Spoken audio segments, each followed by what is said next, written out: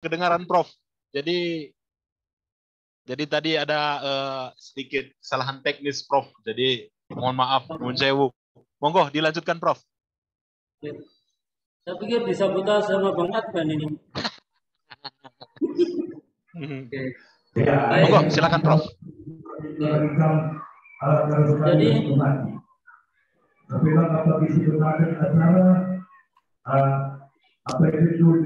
mungkin Bang Advan bisa mute teman-teman kita Bang dari sana.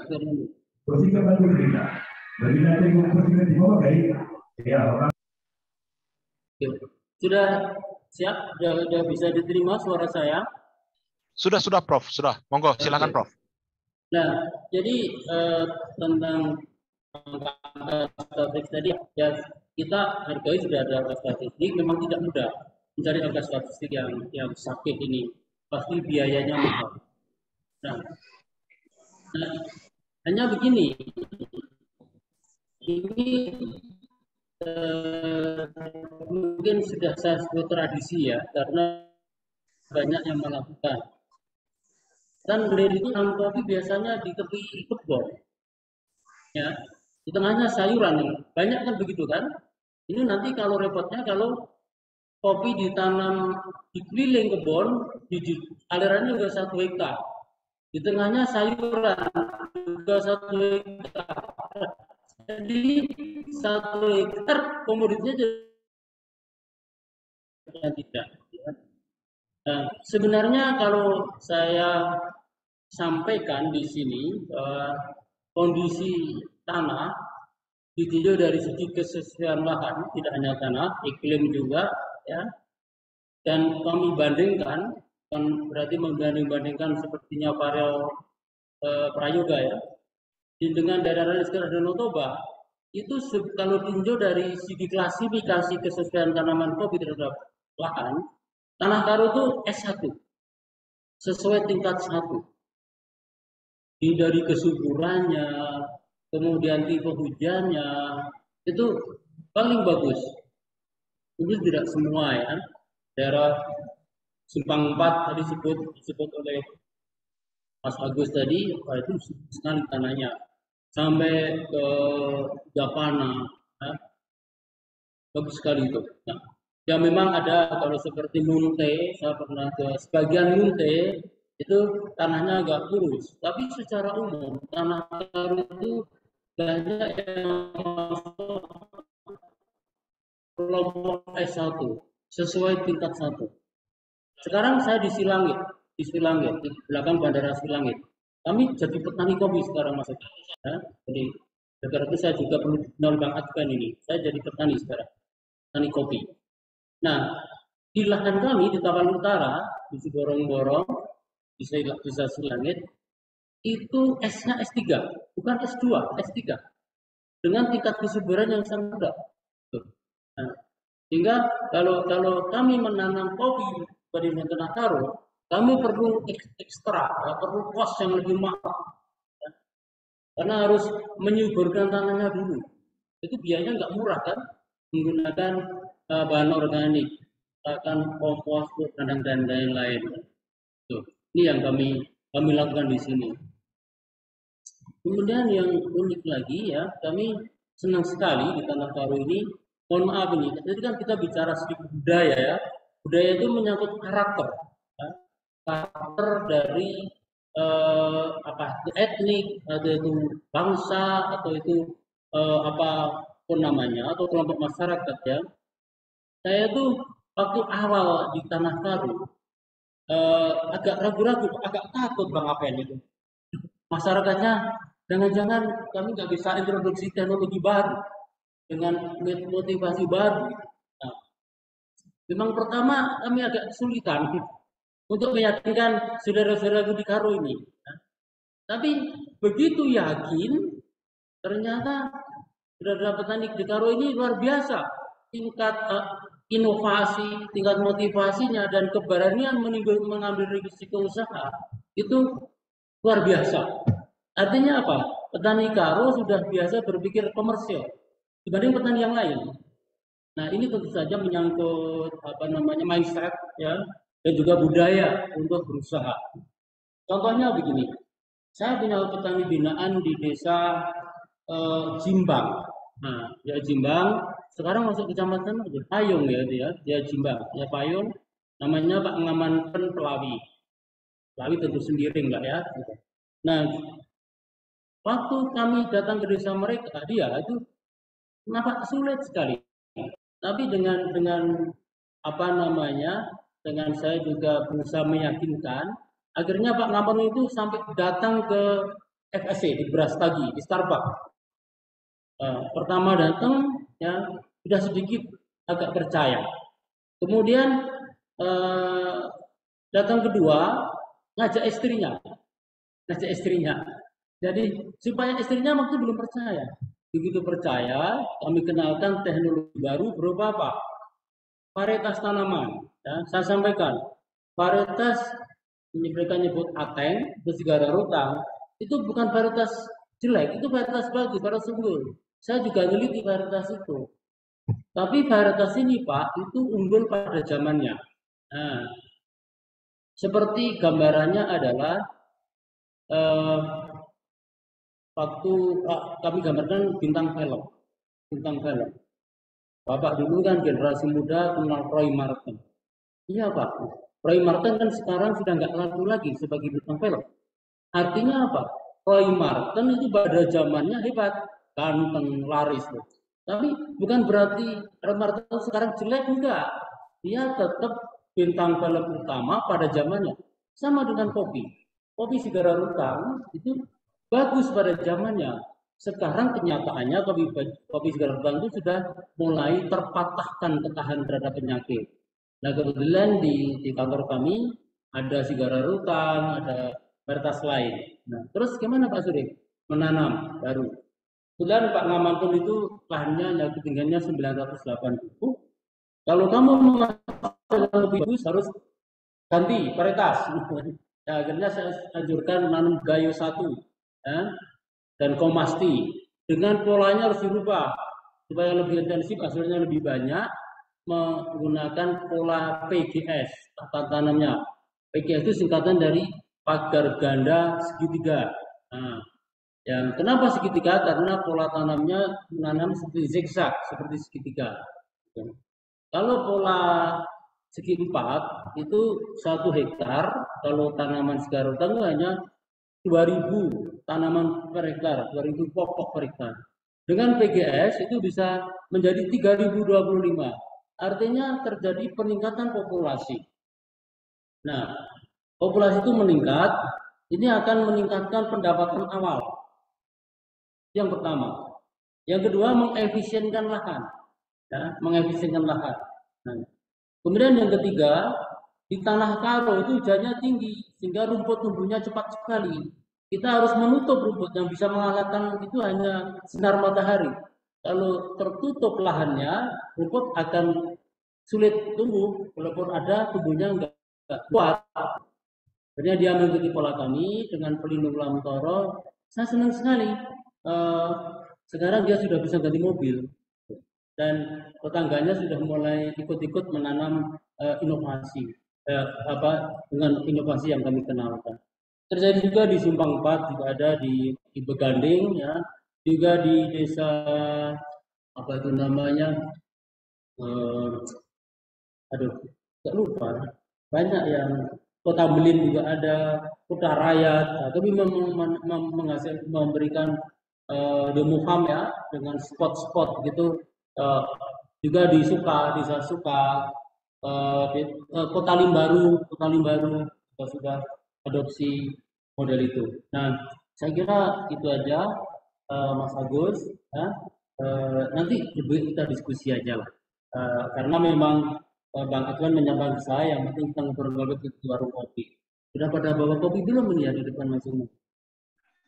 Oke, makasih. Waktu saya kembalikan kepada Mas Agus. Bujur melala, itu aja ya. Bujur melala, Prof. Matur nuwun sangat sudah memaparkan secara eksplisit mengenai sejarah kopi, mulai dari asal usulnya di Ethiopia dan bagaimana kopi tersebut bisa sampai di tanah karo. Ya, saya tadi ada mencatat yang Prof. Surip sampaikan bahwa di Tanah Karo sendiri perkembangan kopi itu awalnya pada sekitar tahun 36 sampai 37 begitu. Dan itu juga tidak spesifik di daerah Karo saja, tetapi sampai ke daerah kota Cane sana yang disebut dengan Karo London begitu. Dan tadi ada juga yang unik begitu kalau di tempat lain kopi itu harus membayar pajak kepada Belanda begitu ya, tapi di Karo sendiri hal itu tidak berlaku begitu. Dan banyak informasi-informasi yang bernas yang kita boleh dapatkan dari penjelasan Prof. Surit, seperti apa namanya, kopi Karo itu ternyata mempunyai harga yang lebih mahal dibandingkan dengan kopi-kopi yang lain. Bukan berarti kopi yang lain tidak bagus seperti yang disampaikan Prof. Surit tadi, tetapi mungkin dari sisi cita rasa nanti mungkin kita bisa tanyakan juga bagaimana sebenarnya karakteristik kopi Karo ini dari sisi cita rasa begitu. Nah, kemudian memang benar Prof, data dari BPS itu masih harus kita kaji lebih lanjut begitu, tetapi begitulah data yang tersedia saat ini begitu ya. Jadi itulah yang kita pegang saat ini begitu. Jadi memang perlu pendekatan secara saintifik begitu untuk memetakan kembali berapa sih sebenarnya luas kopi di Tanah Karo dan produksinya seperti apa. Nah, kemudian lahan di Tanah Karo tadi sudah disampaikan Prof. Surit. Kita sangat bersyukur sekali, kita sangat berterima kasih sekali kepada Tuhan gitu, bahwa walaupun tidak semua, tetapi seperti yang Prof. Surit tadi sampaikan, sebagian besar lahan di Tanah Karo itu mempunyai kesesuaian lahan itu S1 kata Prof. Surit tadi, sangat sesuai. Jadi ini jadi satu modal awal dulu bagi kita sebenarnya orang Karo untuk bisa mengembangkan kopi ini lebih lanjut gitu. Dibandingkan dengan daerah lain tadi disampaikan ada porong-porong gitu yang kita kenal kopinya, mungkin kopi lintong mungkin barangkali begitu, tapi sebenarnya kesesuaian lahannya di sana pada tahap S3 begitu, perlu effort yang lebih besar untuk menyuburkan kopi itu sebenarnya, tapi di kita tidak seperti itu begitu, bisa baik dari tanah, iklim, cuaca dan lain sebagainya sangat mendukung sekali begitu. Jadi kita sangat bersyukur sekali tentang keadaan tanah kita yang diberkati seperti itu. Kemudian dari sisi budidaya tadi juga disinggung begitu. Ternyata ada metode baru khususnya dalam pola tanam begitu. Kalau selama ini yang kita kenal penanaman itu hanya segi 4, ternyata ada cara yang lebih efisien lagi mensiasati kondisi tanah, ya, mengendalikan gulma juga di sana, gitu, dengan sistem pagar ganda segitiga. Jadi dengan ini produksi kopi itu bisa lebih meningkat lagi. Nah, jadi mungkin itu sedikit resume yang bisa saya sampaikan mengenai apa yang sudah disampaikan Prof. Surit tadi. Nah, jadi mungkin Bapak-bapak semua, rekan-rekan yang ada di ruang meeting Zoom kita ini sudah banyak pertanyaan yang ingin ditanyakan. Jadi kami persilahkan dulu untuk termin pertama ini 3 orang penanya dulu, mungkin dipersilahkan. Silahkan saja langsung di unmute layar Zoom-nya dan langsung saja bertanya ke Prof. Surit. Dipersilahkan Bapak semuanya. Terima kasih.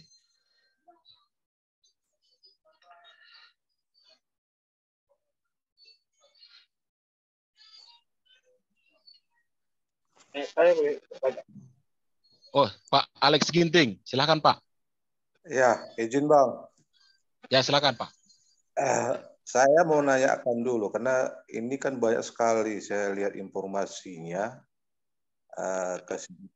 kesepangsiuran lah saya bilang, artinya kebanyakan informasi. Sebenarnya kalau tanaman kopi itu maksimalnya itu berapa cabang dalam satu pokok? Kalau tingginya saya lihat sama persepsi kita rata-rata 1,5 meter, tapi di dalam satu pokok itu maksimalnya berapa cabang dia, itu satu. Yang kedua, replantingnya kopi itu, kalau saya pengalaman saya sekarang ini, ada sudah sampai 8 tahun itu susah berbuah. apakah itu memang wajib replanting dan apakah memang kopi yang sekarang ini itu hanya berumur 8 tahun gitu. Terima kasih, Pak.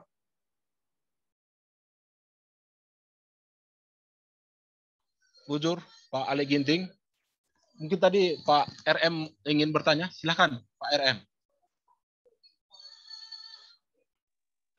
Tadi sebenarnya yang mau saya tanya sudah ada di respon kamu juga, Bang. Apa kekhasan yang paling menonjol kopi Karo ini dibandingkan di daerah lain dan negara lain? Dan apakah ada potensi kopi Karo itu nomor satu di bumi ini, digemari, diminati seperti halnya kopi Ethiopia?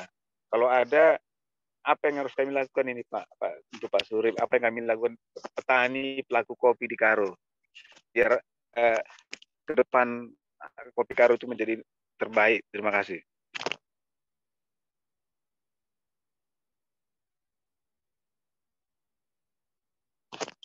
Bujur Pak Ramlan Milala atas pertanyaan dulu. Boleh satu lagi kalau ingin bertanya? Atau mungkin dua saja dulu untuk dijawab oleh narasumber kita Pak Surip. Monggo Pak Surip, yang pertama tadi dari Pak Alex Ginting itu menanyakan ada dua pertanyaan. Yang pertama, berapa cabang sih sebenarnya yang harus kita sisakan begitu supaya produksi kopi kita itu maksimal, kata Pak Alex, Prof. Jadi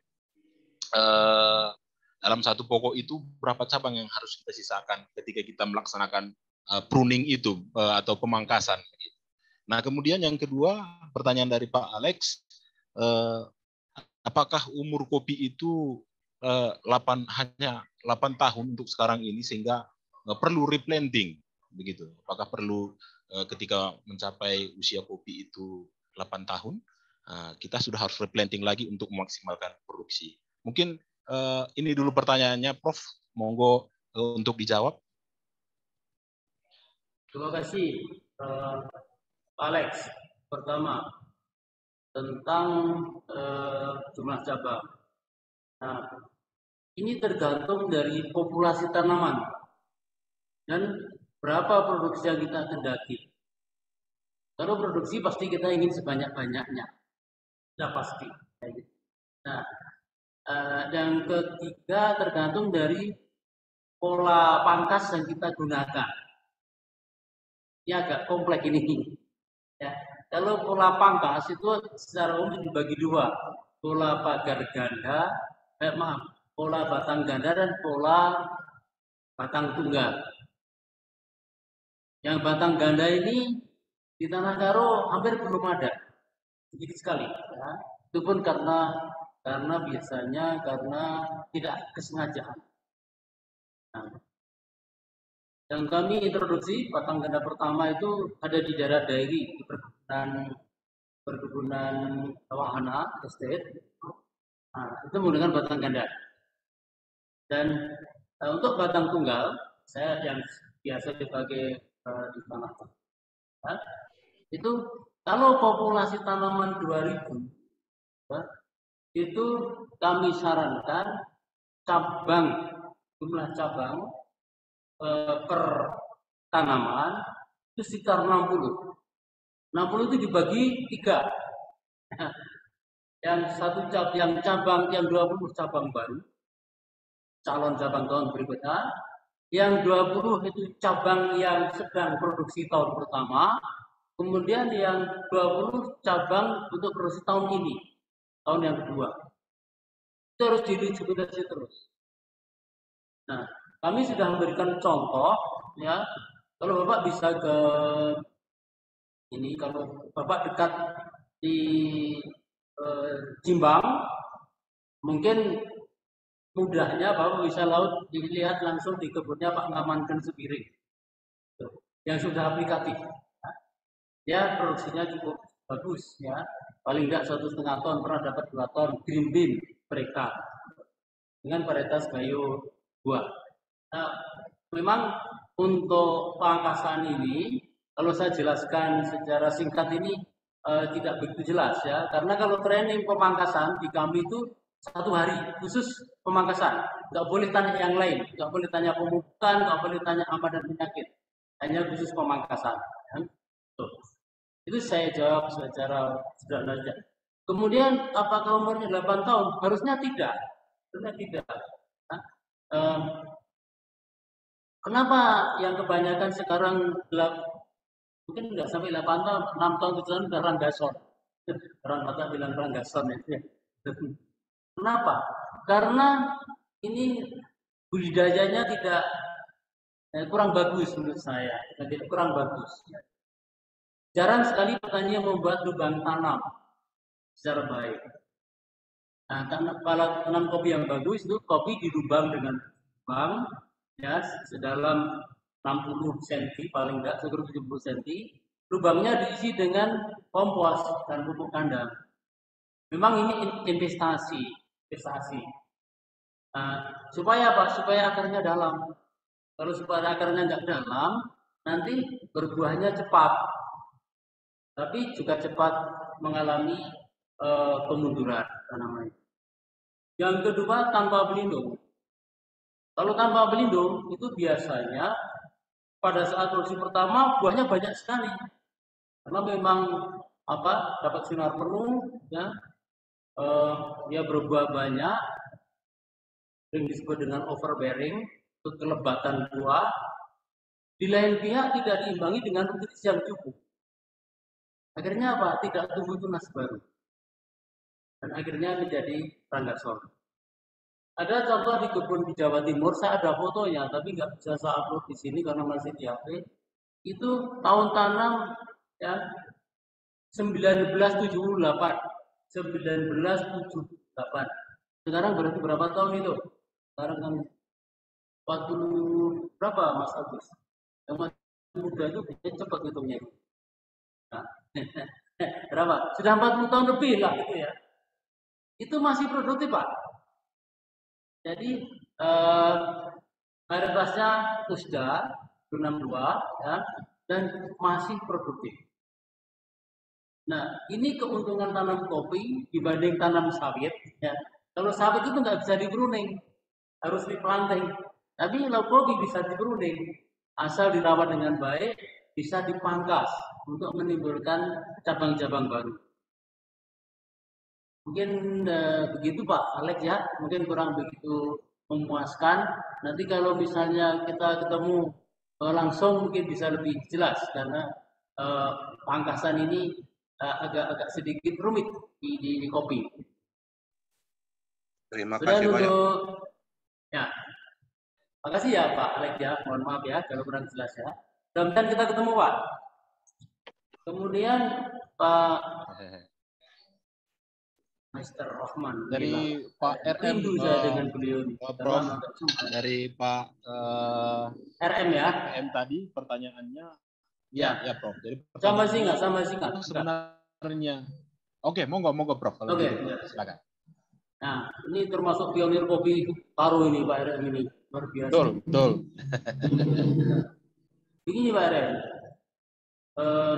Kalau kita bicara dagang, itu ada dagang volume besar, ada dagang volume kecil. Itu dibagi dulu ya. Ada yang sifatnya bulky, volume besar, ribuan ton, puluhan ribu ton. Ada yang sifatnya mikrolot, volume kecil. Nah, kopi Karo itu termasuk kopi Sumatera. Kebetulan saya pernah kerja di Starbucks, atau persis ya. Kopi Sumatera itu kalau perdagangan secara global, secara bawah, secara ribuan ton, puluhan ribu ton, itu kopi termahal di dunia. Termasuk kopi Karo. Nah, untuk perdagangan kecil, nah, di sini di chat ini juga ada yang menanyakan tentang varietas unggul Jamaica Blue Mountain. Saya jawab sekali. Ini perdagangan yang sifatnya mikrolot. Paling hanya nggak sampai 1000 bag. 1000 bag itu 6 ton. Ya. Paling hanya kadang-kadang cuma 100 bag. 1 bag itu 60 kilo. Tapi harganya bisa mencapai sekarang berapa ya? ada yang $1.000 ya, yang terakhir yang mantan itu. Tapi sedikit sekali itu. Kalau Blue Mountain memproduksi lebih banyak dari itu, nggak bisa jual juga dengan harga itu. Harga eksklusif. Nah, kenapa Blue Mountain, bukan Blue Mountain ya, yang $1.000 itu adalah geisha dari Jamaica, dari mitra kecil. Panama. Panama. Saya pernah ke sana tapi lupa nih. Nah, ini yang orang Spanyol pasti hafal. Gracias, Sinar. Nah, jadi Panama ya. Nah, itu perdagangan yang mikro lot.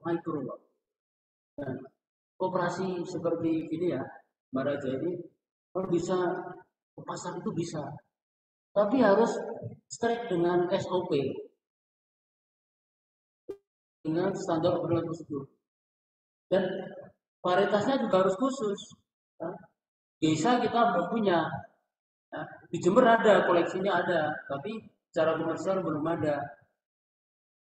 Nah, kalau Jamaica Blue Mountain itu sudah turun pamor, gitu. Itu kalau tergolongnya itu adalah varietas tipika. Di Tanah Karo dulu banyak tipika. Saya masih nemui beberapa tempat itu tipika di Tanah Karo. Ada itu. Ya, masih saya temui. Selain kopi robusta ya, masih ada tipika. Gitu. Di pagar-pagar itu, cuman nggak ngerti kan, oh ini nggak pasti gitu. Nah, juga saya pernah ke perkebunan ke daerah kopi di Semendau itu Kabupaten Muara Enim, Sumatera Selatan, di desa Segamit itu. Saya menemui varietas tipika itu ukuran batang mungkin selebar perut saya lah itu. Perut saya itu agak buncit banget kayak gitu. Besar. Itu saya duga kopi ini paling enggak umurnya sudah 105 tahun. Tipika, saya enggak ngerti. Ada beberapa pohon besar. Saya sampai begini, ini yang punya siapa? Saya hanya ingin aja kebun ini jangan sampai punah, jangan sampai ditumbang. Kalau boleh saya beli. Dan bukan saya kaya enggak, karena saya ingin melestarikan itu. Asma tua itu gitu. Nah, kebetulan secara adat tanah itu nggak bisa diperjualbelikan. Kalau di daerah sana namanya tanah tunggu tumbang, itu nggak bisa diperjualbelikan. Akhirnya saya pesan aja, tolong kalau ini kebun ini dilestarikan, karena ini terdapat pasar kopi yang mahal. Itu kopi pasma ya, namanya kopi pasma. Dan kopi ini disebut dengan Sumatera Coffee. Nah, Sumatera Coffee ini di Brasil dikawinkan dengan varietas Bourbon, menghasilkan varietas baru namanya Mundo Novo. Kalau Bang Ambes tahu, Mundo itu artinya dunia, Novo itu baru, varietas dunia baru, dan itu menjadikan varietas komersial di Brasil. Varietas Mundo Novo ini dikawinkan lagi dengan varietas Caturra, menghasilkan Tatuai. Tatuai itu ada dua macam, Tatuai merah dan Tatuai kuning. Ya. Nah, di masyarakat sekarang, termasuk di Jimbang sudah ada yang nanam, itu kopi kuning itu menyebutnya Caturra Yellow Caturra. Padahal itu kalau yang ngerti kopi itu bukan Yellow Caturra, itu adalah Tatuai. Yellow Tatuai. Itu salah satu induknya adalah Sumatera Coffee. Sumatera Tipika itu Pasma. Nah, jadi itu Pak Ren kalau nanti mau ngejar harga itu dengan apa? Kita dagang micro lot. Kalau makro lot itu itu ada ukurannya. Dan Sumatera kebetulan termasuk premium kopi yang sudah dapat premium. Saat ini premium Sumatera itu kalau dibandingkan dengan pasar New York terminal yang digunakan untuk tolak ukur orang dagang kopi itu kira-kira plusnya 100 per pound. Saya kira demikian jawaban saya. Saya nggak tahu ini menjawab apa enggak ini. Terima kasih. Sangat mencerahkan. Ya. Oh iya Pak, aku pengen ngopi di RM lagi tuh. Nah, kapan beras lagi saya ini ya? Iya Pak, Ya, nanti kalau ke Karo mampir Pak. Atau nanti saya yang ke ya, Borong-Borong. ya, saya tunggu ya Pak RM ya. Nah, Siapa siapa? matur nuwun, bujur melalap. Justru malah Pak, Ya, Subun Pak. matur nuwun Prof Surip yang sudah tadi menjelaskan tentang bagaimana kekasan kopi Karo dan berdasarkan penjelasan Prof Surip ya kopi Karo sangat berpotensi begitu ya menjadi kopi premium begitu karena kekasan dari kopi Karo itu sendiri. Jam kita sekarang sudah jam hampir mendekati 9:30, mungkin kita genapkan di jam 9.16 ya. Mungkin kita genapkan sampai 9:30 Bang Adven. Mana tahu nanti masih ada satu pertanyaan lagi dari Bapak semua atau teman-teman yang ingin bertanya mengenai kopi, mumpung ada Pak Prof Surip. Sertanya tambah juga ini ya. Ya, tambah Prof. Kebetulan baru bergabung ada impal kami Bang Simpe Sinulinga, merupakan budayawan muda di Karo. Kemudian ada ini Ibu Nursaini, kemudian ada juga tambah ini rekan saya Bang Adven. Ini Hasmi Mubarok Suud ini beliau merupakan saya juga dulu kuliah, sekarang beliau adalah dosen di Universitas Jember. Selamat bergabung bagi teman-teman semua. Izin Pak Agus, sorry aku potong. Ya, silakan Bang. Perkenalkan, ini Ibu Nursania, Ibu ya, boleh Bang. Adalah dari kantor Komisaris Jenderal San Francisco. Beliau sudah pernah datang ke Tanah Karo, ke Desa Jumaraja. Good morning Ibu Nur. Ya, bangga sekali Bu Nursia ini bisa bergabung di acara kita malam ini. Selamat bergabung Bu. Ya, terima kasih Pak. Maaf, kami baru bisa bergabung. Ya, tidak apa-apa Bu. Ya, iya. Jadi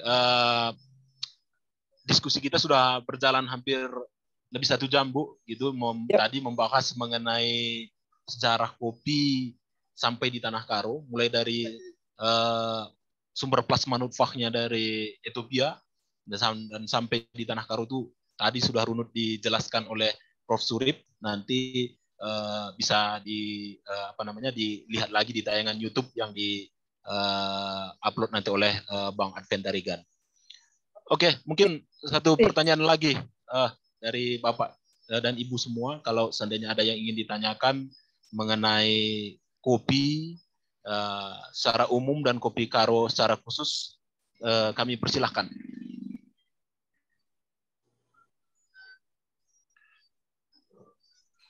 Saya bisa bertanya, Bang Agus? Boleh Bang. Asalkan nanti bayar lunas itu bisa. Silakan Bang. Oke, saya izin nih Pak Prof. Saya mendengarkan pemaparan awal ini, saya merasakan bahwa ada bank data, bank informasi, bank pengetahuan yang luar biasa yang Prof Surip miliki. Apakah di hadapan teman-teman semua, apakah kami bisa melanjutkan sesi ini tidak hanya hari ini, tapi mungkin beberapa sesi dengan Prof Surip, karena saya sangat ingin ilmu pengetahuan yang Prof Surip miliki plus kedekatan pengalaman dengan Karo itu menjadi milik bersama, tidak hanya orang Karo, tidak hanya kami, tapi mungkin khalayak ramai. Jadi pada sesi-sesi berikutnya mungkin kita ubah bukan kopi Karo saja, tapi untuk seluruh Indonesia. Tapi dengan pemapar utama, dengan peneliti utama tetap Prof. Dr. Insinyur Surip Mawardi. Iya itu, Prof. Nun. Baik, terima kasih. Saya langsung jawab Bang Adven. Apakah suara saya bisa jelas ya? Jelas Prof. Jelas. Oke. Ya. Untuk bicaranya udah agak loreng ini, mudah-mudahan lebih jelas. Ya, kami dengan senang hati, Mas. Apalagi kan saya ini sudah pensiunan ya. Kalau diajak ngobrol-ngobrol ini tentu senang saya itu. Kalau ada kesempatan sharing pengalaman sekecil apapun, ya, kami dengan senang hati. Silakan. Hanya saya ada komanya ini Bang Adven. Tolong saya dihubungi ya. Jadi meskipun udah pensiun tuh masih sering diundang ngamen. Jadi kadang-kadang ngamen ini yang agak perlu waktu. Jadi nanti tolong paling enggak 1 bulan sebelumnya dihubungi ya Bang Adven ya. Dengan senang hati. Bujur, Malala. Ya, ini ada mungkin impal kami Bang Simpe ingin bertanya, sudah raise hand. Langsung saja Bang. Ada yang mau ditanyakan, kami persilakan. Ya, Bujur. Begini suraku kira-kira. Bagi Bang. Cuman bahasa Indonesia bandu Bang, perban Prof Tenda tak nang bahasa Karo tapi pasen gargak bahasa Indonesia bagi kuakak Bang. Bujur. Terjemahkan dulu sekali, gampangnya. Oke Bang, siap Bang. Aku singkat saja, jangan ada si dat bibit kopi si terpercayalah ya, si terbaik lah untuk isuan bes ingan tenda lah Kutalingga. Saja ngengen ca, Bujur. Oke, Prof ini ada abang saya. Ya, kebetulan kami satu kampung juga dan beliau menanyakan di mana sebenarnya kita bisa mendapatkan bibit kopi yang baik, khususnya yang sudah bersertifikasi begitu Prof, sehingga kopi yang kita tanaman itu sudah ditanam memang dari awalnya juga sudah bibit unggul begitu, karena pengalaman kami di kampung begitu, bibit kopi itu kita ambil dari induk yang kita rasa bagus saja secara visual begitu, Prof. Jadi di mana kita bisa sudah dapatkan bibit kopi tadi yang secara genetis pun sudah unggul baik dari sisi daya tahan maupun dari sisi produksi. Mungkin begitu barangkali, Prof. Terima kasih, Bapak. Jadi begini, pengalaman kami ya memang di sekitar Danau Toba itu biasanya kalau dalam bahasa Toba menggunakan bibit lata-lata.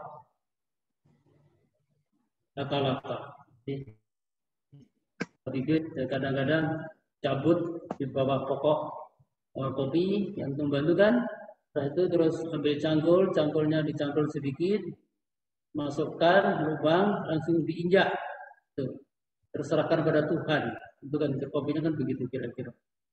Baru nanti dipetik lagi. Saat petik baru datang. Nah, ini adalah praktek yang perlu diperbaiki. Nah, mengenai bibit, saya sudah melakukan cupping beberapa varietas di Karo. Saat ini saya menganjurkan untuk daerah yang ketinggiannya 1.100 lebih itu menggunakan varietas Andung Sari 1. Andung Sari 1 flavornya di Tanah Karo sangat bagus. Andung Sari 1. Kemudian kalau bisa nanam kopi jangan satu varietas dalam satu hamparan. Kalau satu kebun boleh, tapi kalau satu hamparan jangan satu varietas. Nanti kalau ada serangan hama dan penyakit hanya satu hancur semua.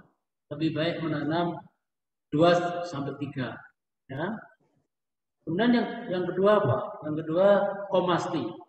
Komasti ini produksinya tinggi, tahan penyakit dan bodinya kuat, jadi terasa kental.